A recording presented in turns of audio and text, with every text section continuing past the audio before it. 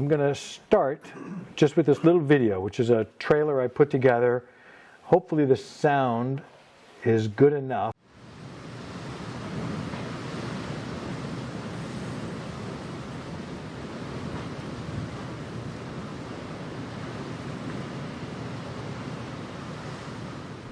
In the early days of World War II, before Pearl Harbor pulled America into the fighting, our nation's fleet of cargo ships was tired, most of them relics from the First World War.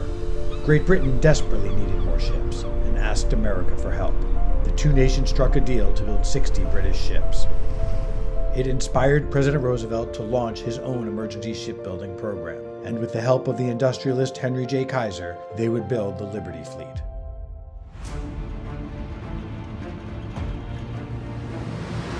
This is a memorable day in the history of American shipbuilding. These welded steel Liberty ships stretched 441 feet, longer than a football field. But the first ones took half a year to build, far too long. This whole nation is becoming one great fighting force. Hundreds of thousands of men and women had to be trained in shipbuilding.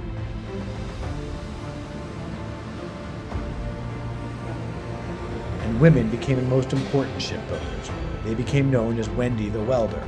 We must build more cargo ships, still more cargo ships, until we achieve a launching each day. The Liberty ship became the symbol of what Americans were capable of when their freedom and democracy were at stake.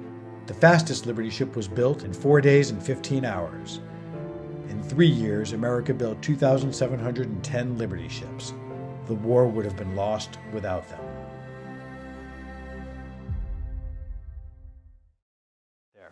So I want to start by telling you two stories, both very recent stories from 2023. So I was in the midst of researching this book, and we'll get to sort of why I started researching this book later, but I'd already been about 3 years into the project. Most of that time was spent in my basement, research, the web, using internet, finding old documents, libraries, tracking things down, emailing, just research, hardcore research. I'd reached a point where I felt like I knew everything about Liberty ships there was to know.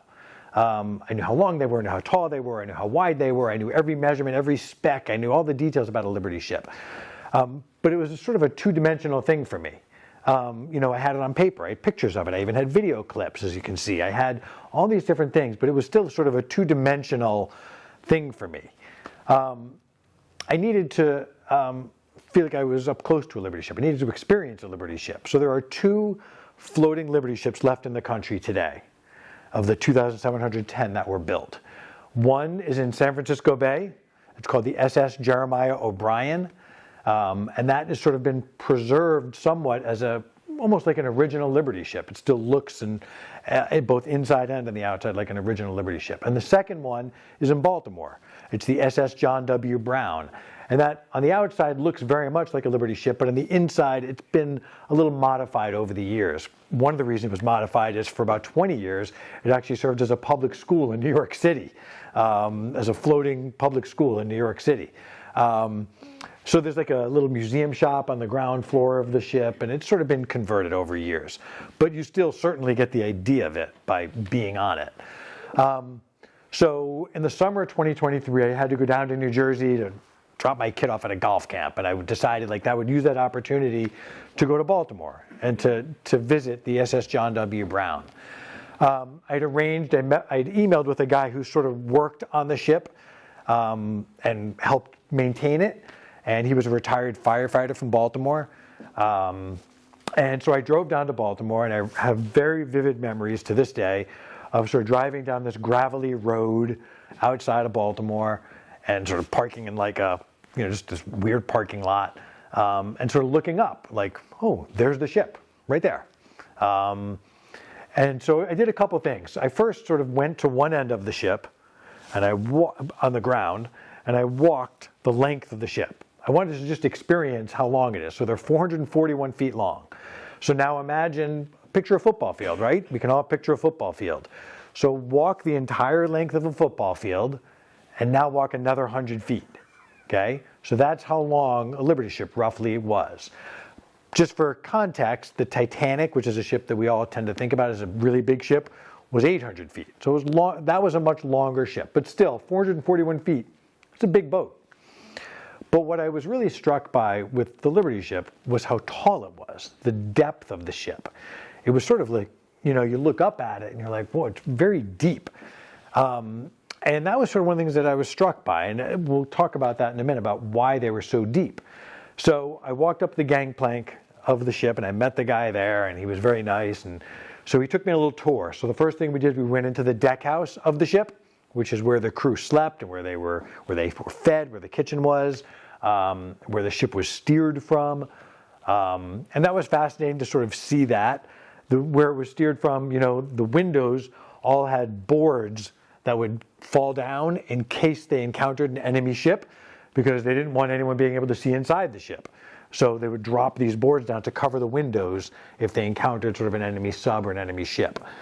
So I spent some time sort of in the deck house and got a little tour of that. We went into the engine room so I could sort of see where the engine was and how they work that.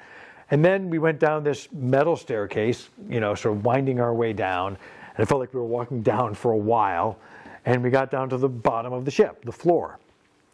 And it was there where I really got a sense of the importance of the ship. So Liberty ships, and I'll show you a drawing. Actually, I'll put it up on the screen now so you can see what I'm talking about. Okay, so that's a diagram of a Liberty ship. So they had 5 cargo holds. And these cargo holds were, it's hard to describe, they were incredibly deep. So I walked into cargo hold number 5, the end here. And when you walked into it, you sort of immediately looked up, right? You see how cavernous it was. Now it was empty, of course. This is it's an empty ship. So I was struck by just how cavernous this particular cargo hold was. It was so big, wide, and long, but tall. There was a ladder in the corner that went up to the roof, and that extended all the way to the deck of the ship. And for a minute, I was just sort of struck by the size of this one cargo hold. So there's 5 of them in the ship, and this was just one of them that I was in. So to give you an idea of the capacity of one Liberty ship, okay, a single Liberty ship could hold 440 tanks. One ship could hold 440 tanks. Or a Liberty ship could hold 2,800 Jeeps.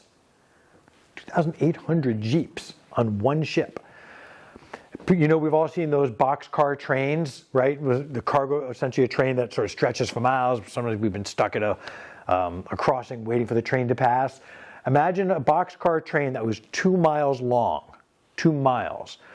A Liberty ship could hold the equivalent of that cargo on a 2-mile long boxcar train. Okay? So that gives you an idea of how big it was and how big these cargo holds were. And they also would use the deck of the ship as more storage. So they put stuff on top of the deck. So every inch of the ship was used for storage.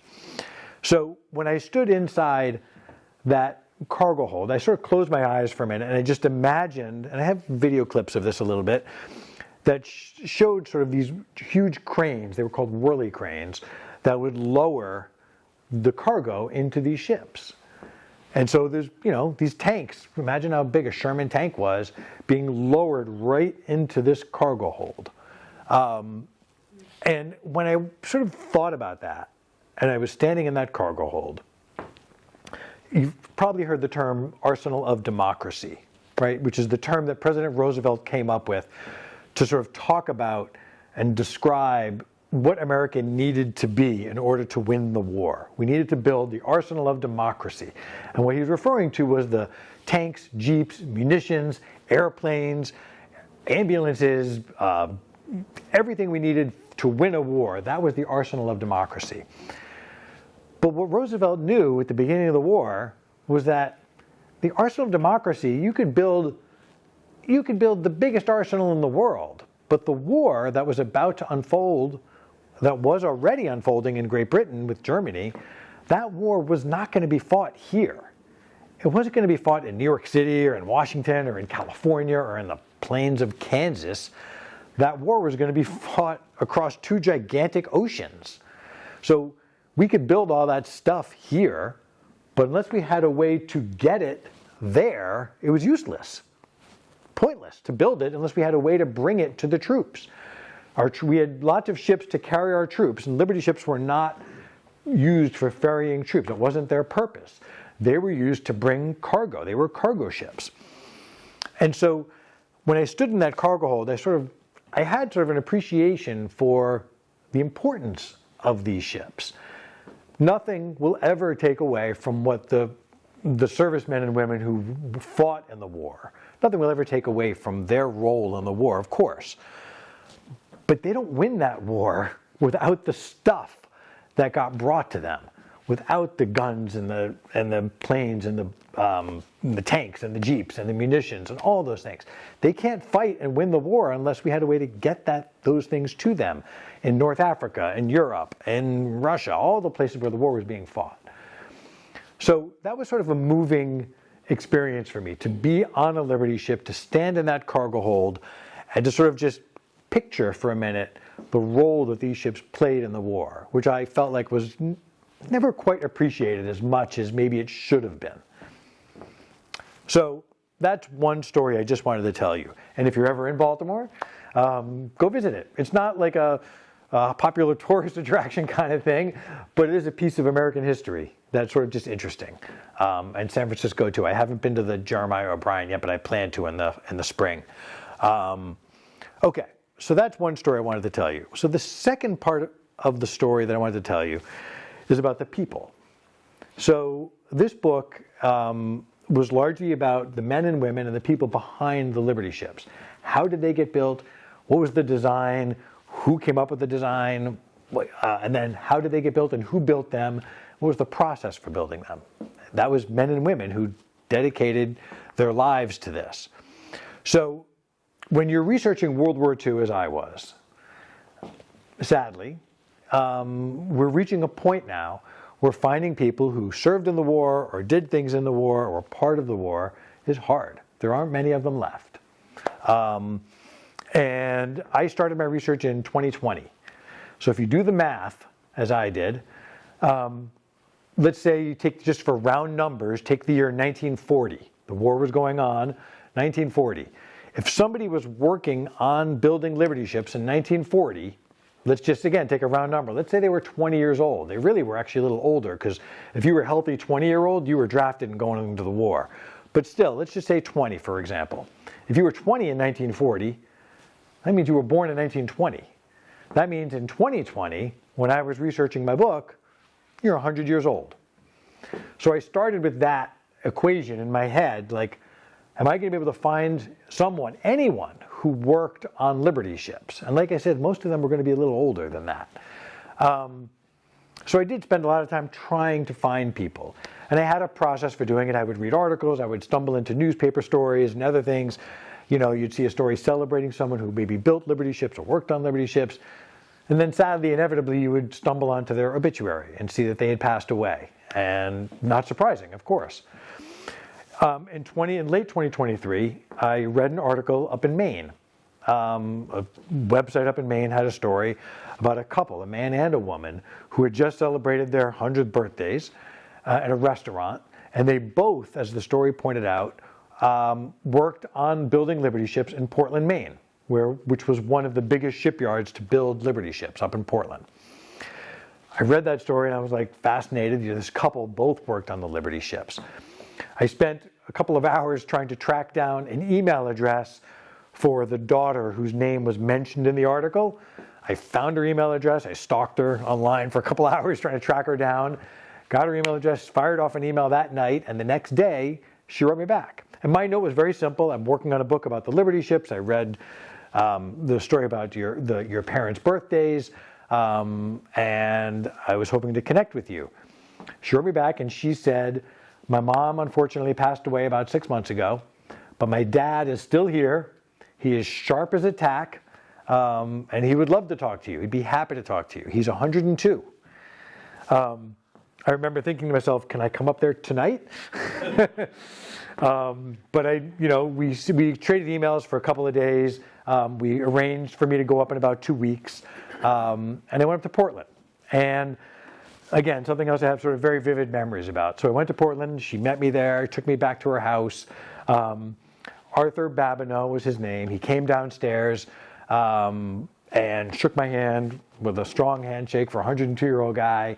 And we sat down at his kitchen table, and for about 3 hours, I just listened. I honestly think I asked in 3 hours like 3 questions. I just listened. And he told me stories. 102-year-old guy who worked on building Liberty ships. What was I going to I was just going to listen.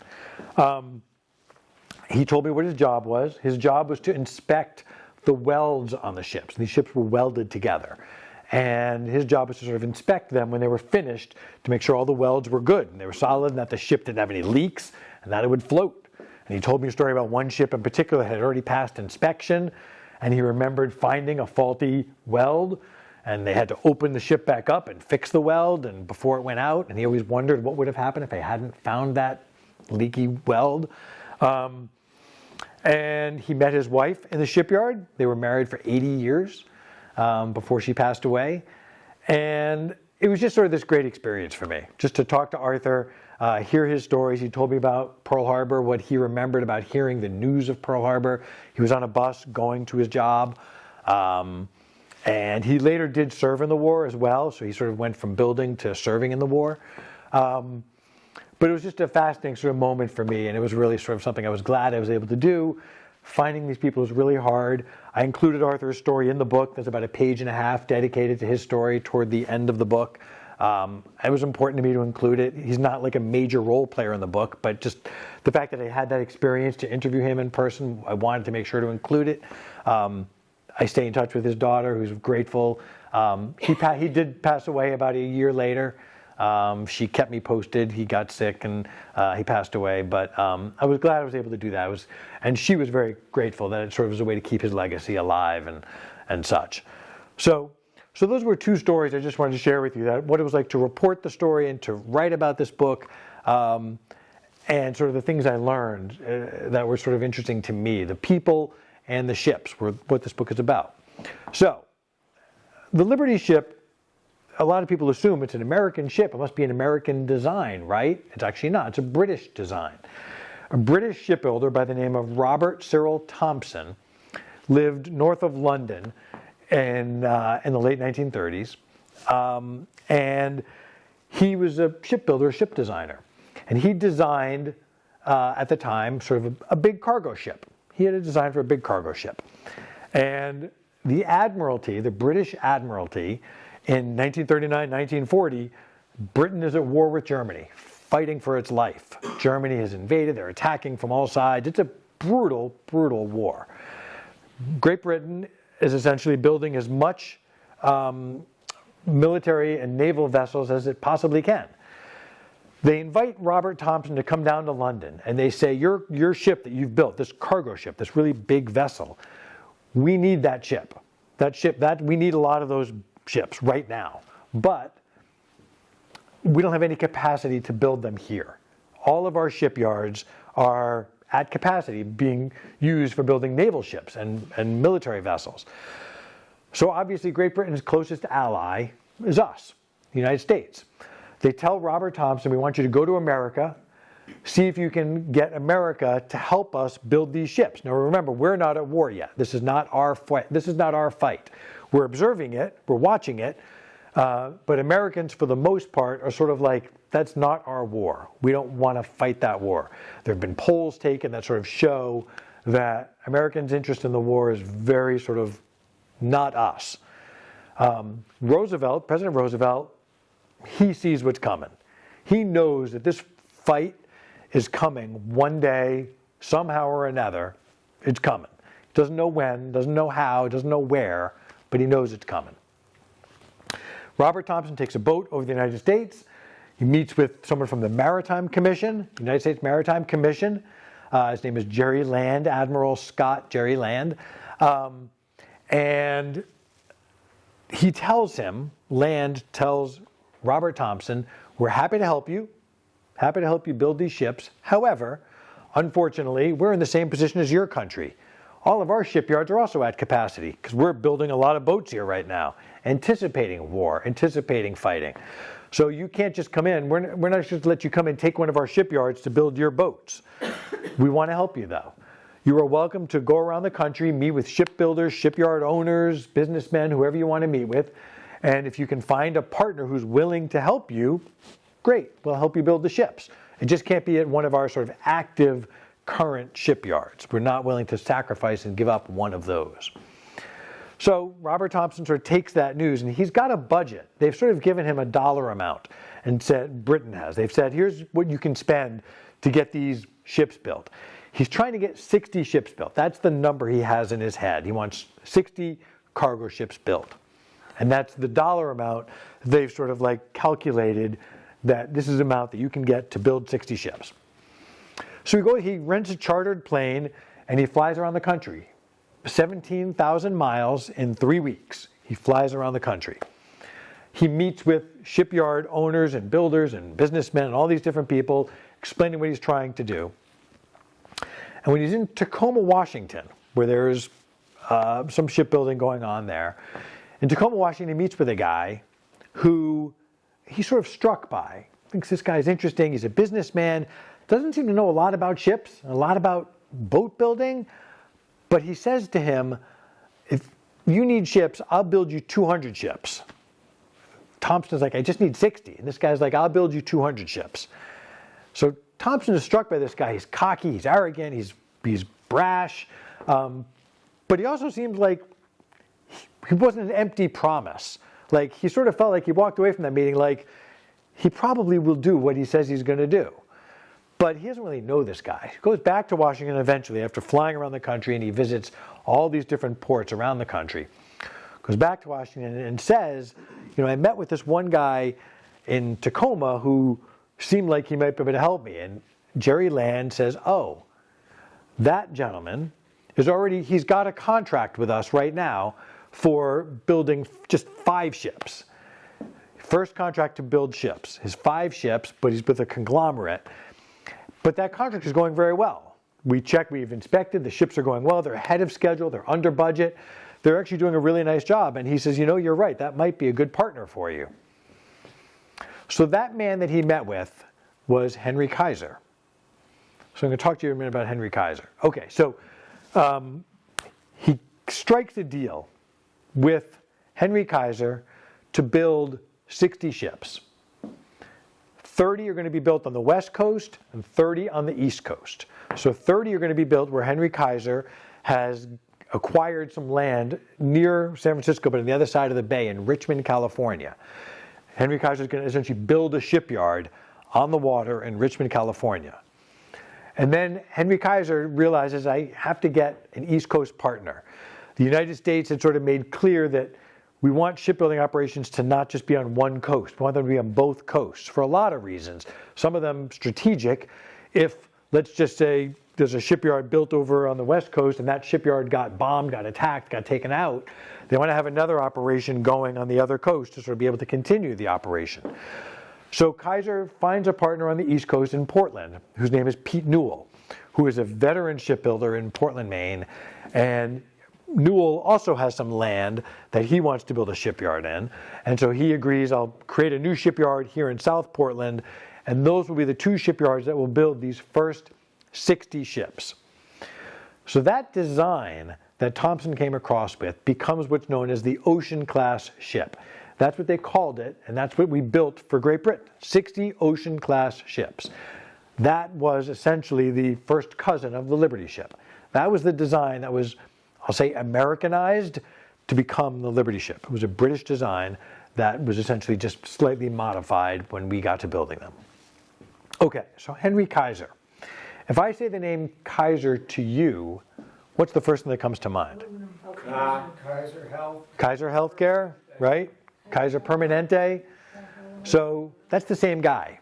So Henry Kaiser was born in 1882, the same year, coincidentally, as FDR, and they were both born in upstate New York, just like 100 miles apart from each other in 1882. But they would not cross paths until 50 years later. So Kaiser was born in 1882. He meets a woman from Wellesley, Massachusetts, actually, moves out to the West Coast and settles out on the West Coast. And he becomes a contractor. He becomes a guy who likes to build things.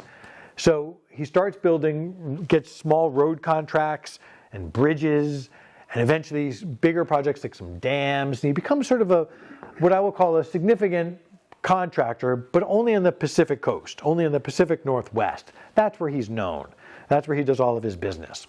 He's not known by any means in sort of 1920s, 1930s on a national level by any means. But in 1930, the United States, so what's happening in 1930? The American economy is obviously in the toilet, the Depression has begun, and America decides that we're going to build one of the biggest public works projects in our history in 1930. They're going to put it out for bid. Any guesses on what that project was? What's that? The Hoover Dam, known as the Boulder Dam at the time. The Boulder Dam, they're going to build the Boulder Dam, a hydroelectric dam in the middle of the desert to help power a lot of electricity for that area. Huge project, $48 million project at the time. So Kaiser hears about this project. Again, he's built roads and bridges, smaller dams, and he hears about this project and he says, I think I want to try to bid for that project. He gets together a conglomerate of other construction people, contractors, big name people who are much more established than he is. They put a team together and they put a bid together and they bid for the project. About 6 bids were submitted to build the Boulder Dam. Their bid wins the project. So he wins this project. Henry Kaiser and his team build the Boulder Dam starting in like 1931. It's supposed to finish in 1937 or 38, and they finish it in 1935. They finish it 2 years ahead of schedule and under budget. Crazy. This project is enormous. When they unveil the dam, President Roosevelt comes out to sort of see the unveiling of the dam. He comes out and he can't help but be impressed. Who built this thing? Under budget and ahead of schedule? How did that happen? And that's sort of FDR's introduction to Kaiser. Ironically, Kaiser actually wasn't at the unveiling of the dam. He was sick. He was back in Oakland. He didn't attend it. So they didn't actually formally meet there. But they definitely sort of cross paths in their names. FDR sort of learns about Kaiser. And he realizes something. Again, the economy, 1935, 1936, Roosevelt's New Deal, he's trying to create and build the economy back up and grow the economy. Jobs, jobs, jobs. That's all he's focused on. And here's a guy, Kaiser, who seems to just get things done. He doesn't know how. He's not an engineer. It's not his background. He's not he's not a guy who has any background in sort of construction other than he's just a businessman. But he just seems to know to get things done. His philosophy, Kaiser's business philosophy, when I call it that, was essentially if you hire the right people and you give them the right managers and you give them the right tools, they can build anything. That was essentially his philosophy. The right people, the right managers, the right tools, they'll figure it out and they'll get it done. And that's how he got a lot of things done. So FDR and Kaiser in the late 1930s come to realize that they could use each other. They could be best friends, if you want to think of it that way. FDR needs jobs, job creation, projects, things to help his New Deal. That's Henry Kaiser's specialty. But Kaiser, his whole business operation relies on government contracts. That's how he gets his money, his jobs, his work. His business is government contracts. He's not like the other Henry of the day, Henry Ford, who was more of an inventor. Henry Ford was an inventor, sort of creative thinker, a very different sort of guy. Kaiser was not that guy. He was just a businessman who built things. These two men, Kaiser and FDR, realized they could really use each other. They would both benefit from having this relationship. So now fast forward to 1940, we're building these cargo ships for Great Britain, and FDR realizes we're going to have to do some shipbuilding of our own. We need to start building our own ships. He holds one of his radio addresses, his fireside chats, and he announces that we're going to start building our own ships. He first announces we're going to build 200 cargo ships based on this design from the British. That's what we're going to use. We're already building these ships here. We have a design. We're going to build these ships. We're going to build 200 of them. And that becomes the beginning of the Liberty Ship program. 9 shipyards were assigned to build these ships across the country, from San Francisco down to Los Angeles, Houston, New Orleans, Mobile, Alabama, North Carolina, Portland, Maine, Bethlehem, and Baltimore, Maryland. So 9 shipyards essentially were the original ones that started building Liberty ships. One of the things about the Liberty ships that was really interesting is how quickly they were built. So the first Liberty ships that were built in early, say, 1941, and the first Liberty ship that launched was sort of the spring of 1941, took almost 8 months to build. 8 months. Remember, they've got this design, they've got these blueprints, but they've never built a ship before, and the shipbuilders are new, and they're sort of doing this for the first time, and so everything was sort of new. 8 months. Everyone realized, like, okay, that's not going to work. We don't have 8 months for one ship to be built. Eventually, they started to figure it out. They started to get better and better. It's like a chocolate chip cookie recipe that essentially got sent to all of these shipyards. They all had to build it the exact same way. That was critical. Same parts, same tools, same design. You all have to build this ship precisely, because they wanted to make sure that if a ship built in, let's say, California, needed to stop in at a shipyard in Baltimore for repairs, they could all make the same repairs. They all had the same parts and the same tools and the same designs, so every ship had to be built specifically exactly the same. So over time, they started to get better. They got down to 8 months, and 6 months, and 5 months, and 4 months. Henry Kaiser was trying to figure out ways to get these ships built faster and faster at his shipyards in the Pacific Northwest. He operated a couple of the big shipyards in Richmond, and also his son ran the one in Portland, Oregon. He sent one of his workers to Detroit. He was fascinated with what Henry Ford was doing in Detroit. 40,000 vehicles a month were rolling off of Ford's plants. How was he doing that? How was he building 40,000 vehicles a month? Couldn't figure that out. So he sent someone there to look at it. And the answer was somewhat simple. They'd perfected in Detroit the assembly line. The assembly line was something that Henry Ford really had perfected. Cars would, you can picture an assembly line, right? A car would roll down a ramp, essentially. It would stop. The workers would attach the doors to the vehicle. It would roll to the next place, and they would attach the chassis to the vehicle. It would roll to the next place. So workers were sort of working on a vehicle as it was moving down this assembly line. And what that allowed was for more workers to be hired and to work on the cars. Instead of one vehicle being built in one place, no, the vehicle was being built in multiple places. It was moving down this line, so workers could all chip in and do their own piece of it. So the employee of Henry Kaiser came back and said, you know, I think we need to look at this model of this assembly line and see if we can apply that to the Liberty ship. Okay, so it's one thing to roll a 15-foot Model T down an assembly line. We're talking about 440-foot ships. Not so easy to roll that down an assembly line. So Kaiser needed to figure out, and Kaiser's people needed to figure out a different way to build the Liberty ship.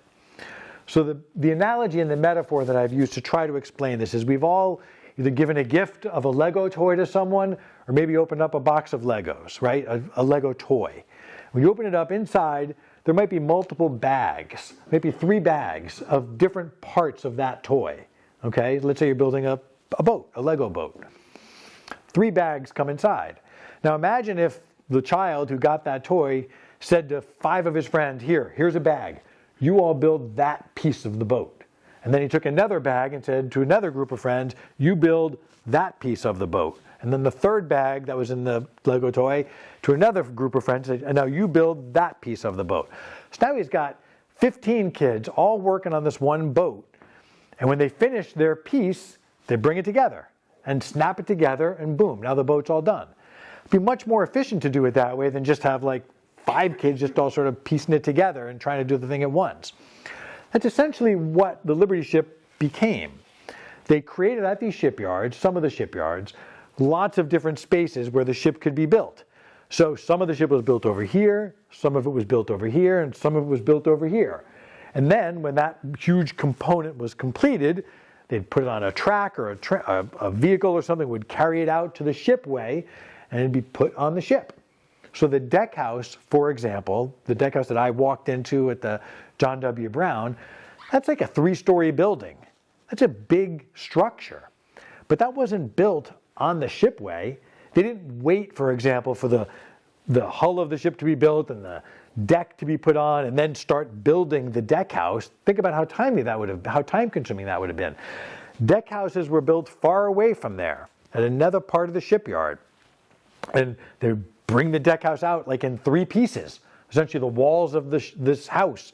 They'd hoist them up onto the deck, snap them together, and boom, deck house is done.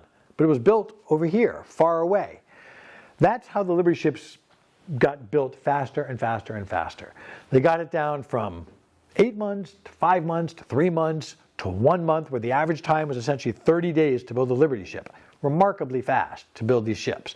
And I had a chart that sort of showed what that production looked like. At the end of 1941, like 1 ship was built.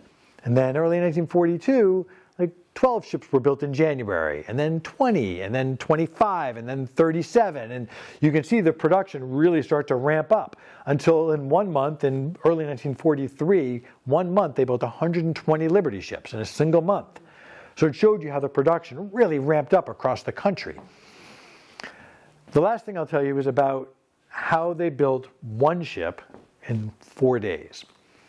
So Henry Kaiser, if he was nothing else, was a brilliant marketer. He knew how to sort of create excitement. He was sort of, some people actually criticized him for being only a marketer, and he got criticized for being too much about just trying to generate buzz and generate hype and whatever, but that they didn't give him enough credit for other things he did. He recognized, as did the United States, it's hard to get America excited about steel cargo ships. Not the most exciting piece of, military operations that the American public can get excited about. So how do you get people excited? Henry Kaiser decided, well, athletic competitions get people excited, races get people excited. So he told his son, operating the Portland, Oregon shipyard, and he told his most loyal employee, operating the Richmond, California shipyard, you're in competition with each other. Who can build the fastest Liberty ship? And in the fall, sort of late summer, early fall of 1942, they essentially began this competition to see who could build the fastest Liberty ship. It was almost like a stunt, and they call these things like stunt ships, in the sense that this was not going to be the permanent way to build the ships. They knew that. They recognized that this was sort of just done for the gimmick of it, if you want to call it that. But it was done also to sort of generate some buzz and generate excitement and get people talking about the ships. So the shipyard in Portland, Oregon, built a ship in 26 days. That was a fast ship. That was the fastest one built at that time. Richmond responded and built a ship in 18 days. A couple weeks later, Portland responded and built a ship in 10 days. And when they built the one in 10 days, everybody sort of thought, we're done. Like 10 days. Can't beat that. Richmond said, hang on. And they essentially asked all the employees of the Richmond shipyard, just submit your ideas. Ideas that will chop off an hour here, an hour there, 3 hours here. Anything that you think that will speed up the shipbuilding process. They all collected their ideas, and they were essentially, the goal was, we're going to build 1 ship faster than any ship has been built. It's probably never going to be replicated. We're never going to do this again. But this ship will set the standard for Liberty ship construction. So on November 7th, 1942, at midnight, a whistle blew. There were 2,000 workers at the ready, all in different stations around the shipyard. It was almost like a huddle breaking in a football game. The whistle blew, and everyone scrambled to their spots and just started working. And for 4 straight days, around the clock, this was around the clock, there was no break. Workers in shifts, 8 hours, they would come off, a new group would walk in, they would come on, they would go get a couple hours sleep, come back on. So for 4 days and 15 hours, they worked nonstop on this ship. And they launched it on November 12th of 1942. The SS Robert E. Peary launched in 4 days, 15 hours, and 29 minutes. And as someone asked me, did it float? Yes, it floated. And it actually served throughout the war. It was there at D-Day. served dozens of missions and had a long life in the war, and it was this record-setting ship. And Kaiser was right, because the day after it launched, newspapers around the country wrote stories. Kaiser launches 4-day ship, 4-day Liberty ship launches. There were newspaper clippings all around the country. That would never have happened without this little gimmick, this little stunt that he created, right? And suddenly people were talking about Liberty ships and getting excited about this whole operation. And so Liberty ship became sort of a symbol of what America was sort of capable of. So they built 2,710 Liberty ships in the war. Toward the end of the war, 1944, some of the ships developed some cracks in them. The ships were welded together, and that was a big change. Most ships up until that time were riveted together. There's a change from riveting to welding. So I use my fingers to try to make this point. So when you rivet something together, it's almost like, looks like this. You have to drill, rivet something to hold these two pieces together. That's riveting. But welding is like this. Now you're just taking two pieces and you're essentially connecting them through welding. That's a big difference, because there was less steel that was needed in order to do this with welding, because you're not having the overlap, and so they could save on steel. But there was concerns about whether welding would be strong enough to hold, 6, 7, 800 tons of cargo on the choppy ocean waters. Would the welds sort of be strong enough to hold? Well, they were, but late in the war, some ships did develop some cracks. And so toward the end of the war, they switched the design slightly of the Liberty ship to make them a little stronger. And they built a different version of the Liberty ship. I'll call it like a first cousin, if you want to think of it that way. It was called the Victory ship. And they built about 400 of those ships in addition to the 2,700 Liberty ships. So that was sort of the one flaw with some Liberty ships. But for the most part, the Liberty ships held, and they were successful, and they were really a critical part of the war. I'm going to stop in a minute because I want to hear your questions. A couple of little things. People often ask me how many Liberty ships sort of survived the war. So about 200 Liberty ships were lost in the war. The Liberty ship only traveled at about 12 knots, slow. It was not a fast boat. It was nicknamed the Ugly Duckling because it was an ugly ship. It was not a pretty ship. Roosevelt, when he decided on the design and decided on building these particular ships, one of the things that I was sort of impressed by and struck by was he had to make a decision when he agreed to build the Liberty ships. There was pressure on him from some of his senior maritime officials to build a better boat, a faster boat, a prettier boat, a boat that would last for generations. There was a lot of pressure on him to do that. And Roosevelt was a guy who loved the water. He grew up on the water, loved boats, loved the lines of a beautiful boat. So he really sort of appreciated the beauty of a beautiful boat.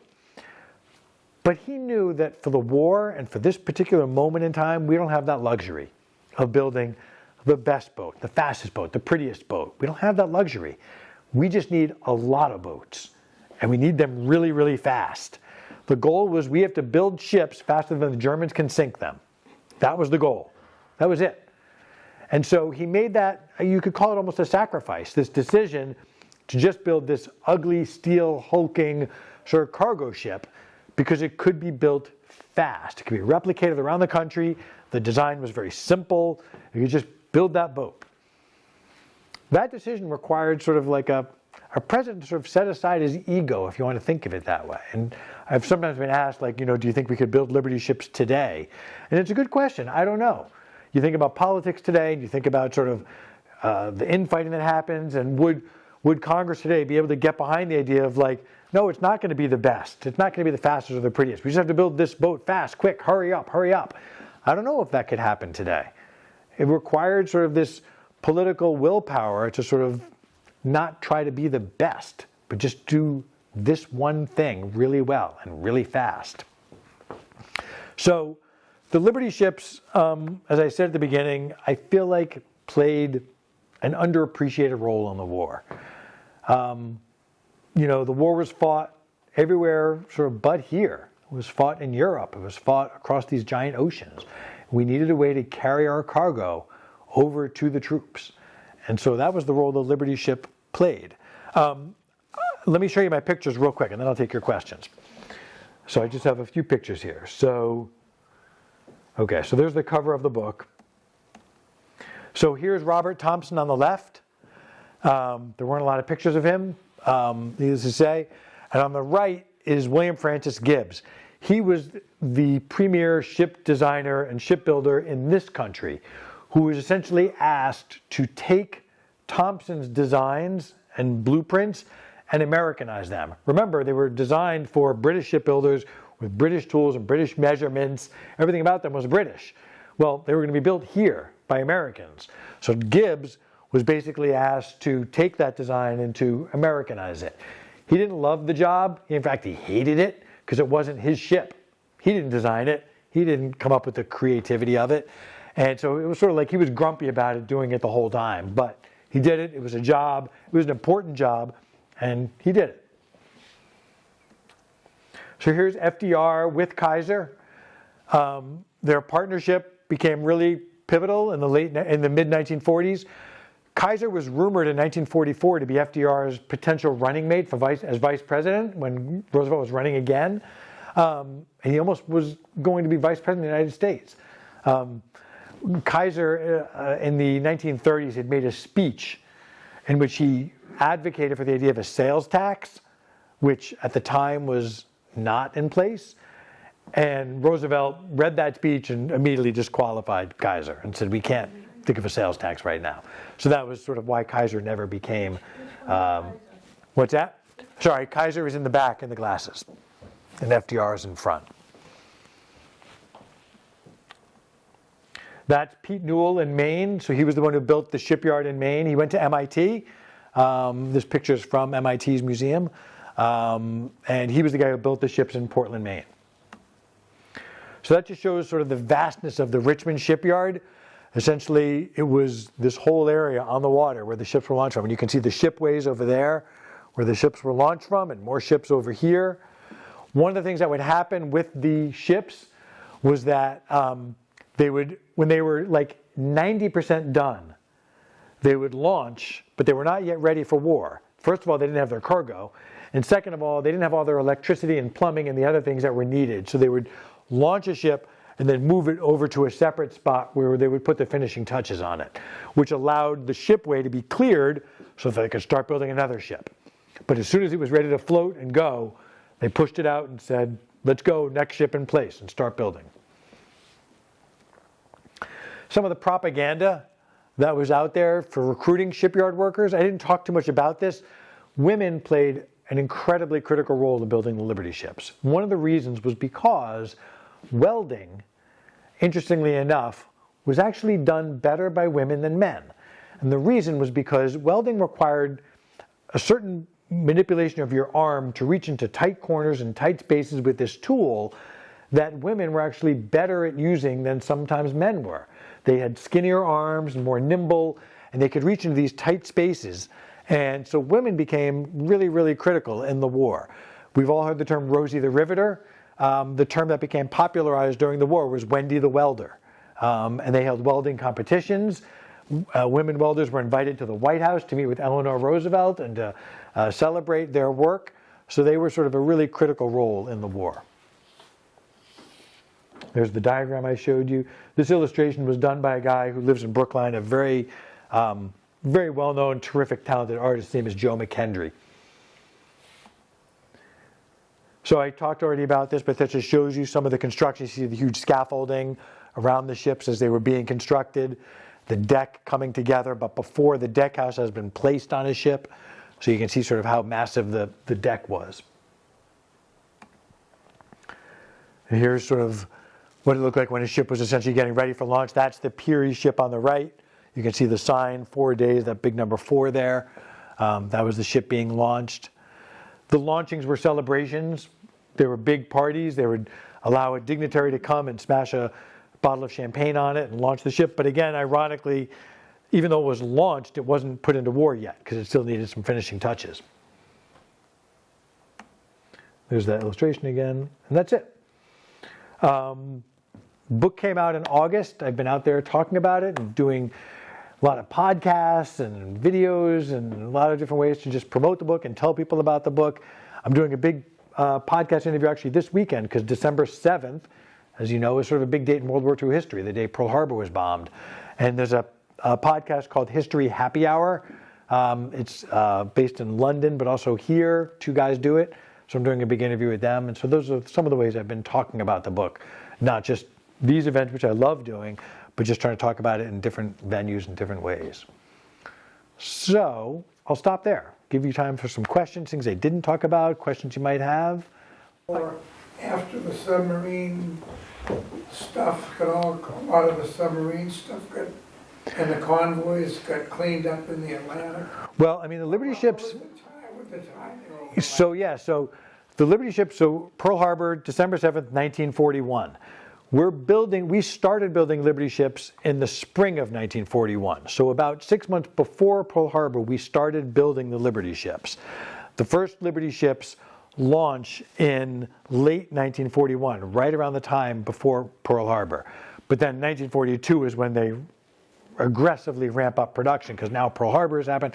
Now we're in the war. So the vast majority of the Liberty ships were built in 1942 and 1943 was when the biggest numbers were built after we'd gotten involved in the war. But the shipyards, the Kaiser shipyard, that all happened in 1941 in anticipation of us getting involved in the war.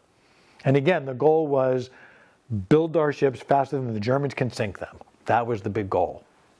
Yeah. Were they used only in the Atlantic theater or were they used in the Pacific? Both. They were used in both. The Peary launched from San Francisco and went west and went to Japan and went to Australia and other parts. So yeah, they went both directions. And that's why it was so important to have shipyards on both coasts. This war was fought in 2 oceans. And so they needed to have them on both coasts. And when they were built, did they go in a convoy or did they go as soon as they were ready to go? No, they were usually in convoys. They usually traveled in convoys of 10, 20 ships. So they were somewhat protected by military vessels as they sailed, but not always. And then sometimes what would happen is if a sub surfaced, a German sub or something, the convoy would get directions to scatter because it made sinking ships harder. And then that would leave a Liberty ship vulnerable to attack. So that was sort of what happened. But like I said, roughly 200 approximately Liberty ships were sunk. Vast majority were able to sort of figure it out and manage to survive. Yeah.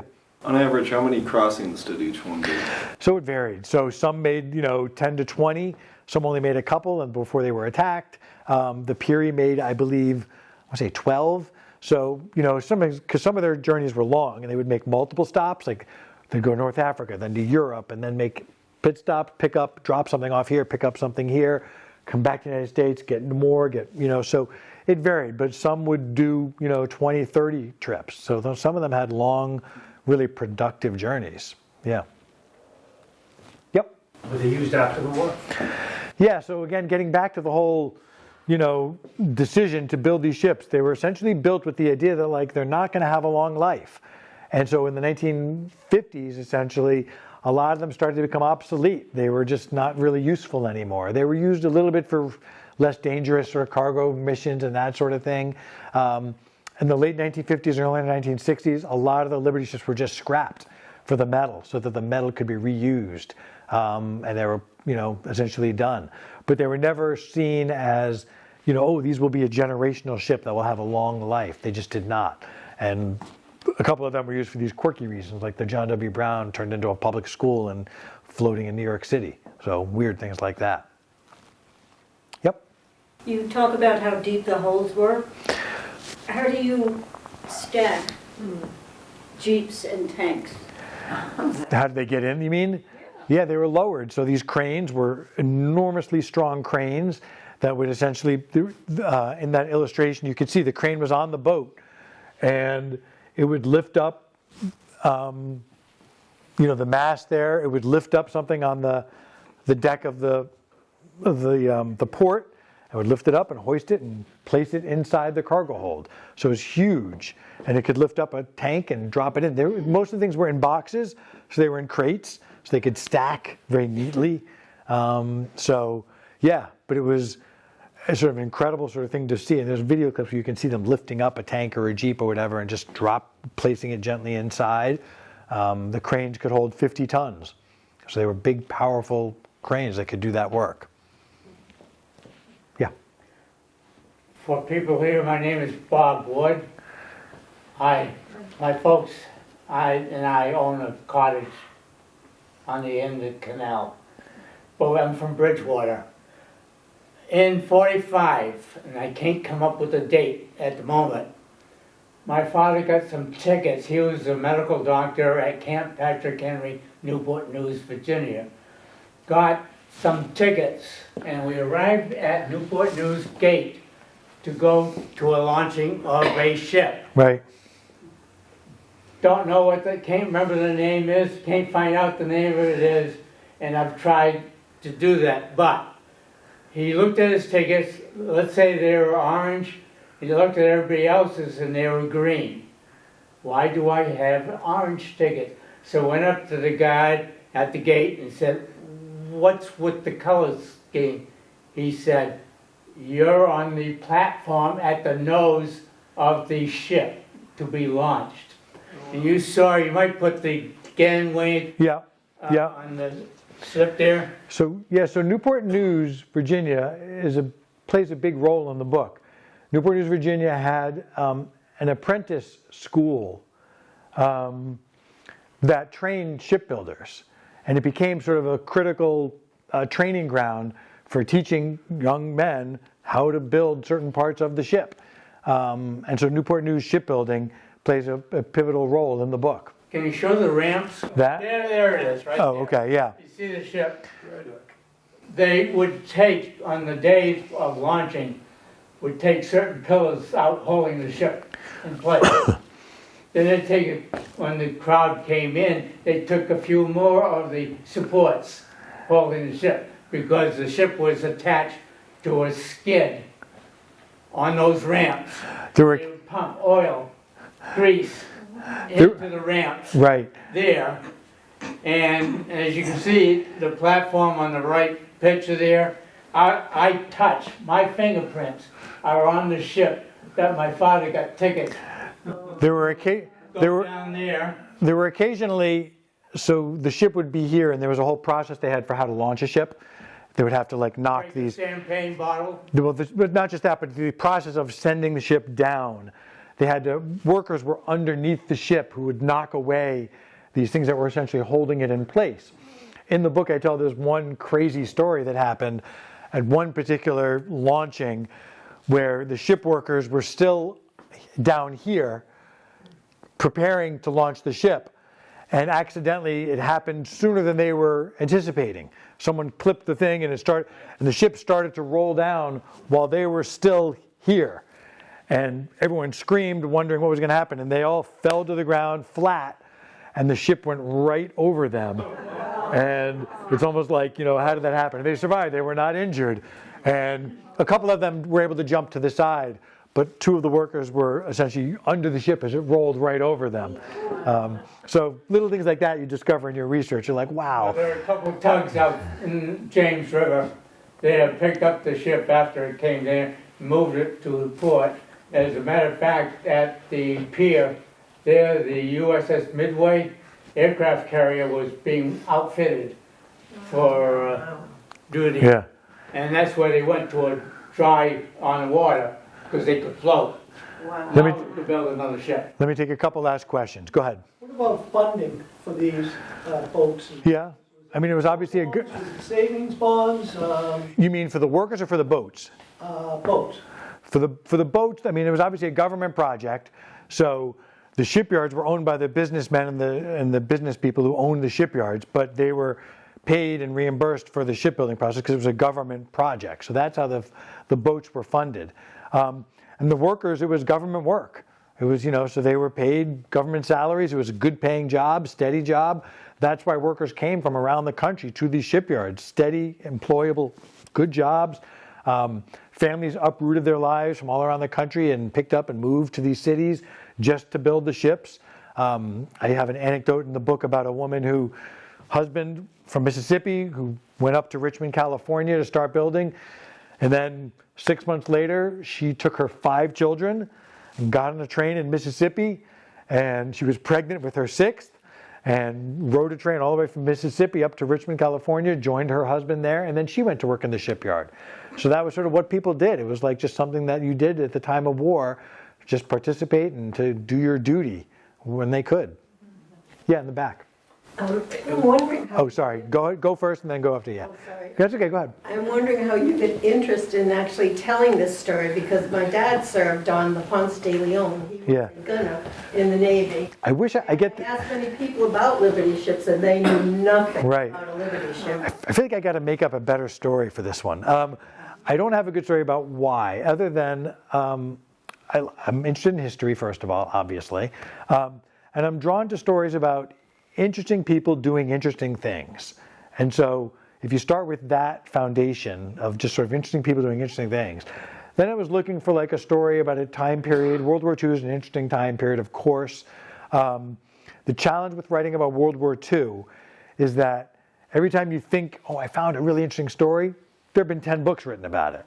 So the challenge was like, has anybody written a book about the Liberty ships? And when I really did my homework on that, the answer was like, not really. There are books out there. I'm not going to pretend I'm the first one. What's that? Yeah, there are, but there's one really good book called Liberty. It was published in Great Britain. And it was published by like a small naval press, and it just never got any publicity. Like if you go on Amazon, it has like 2 reviews. But it was a very good book. And I used it for research, but it just never got any exposure.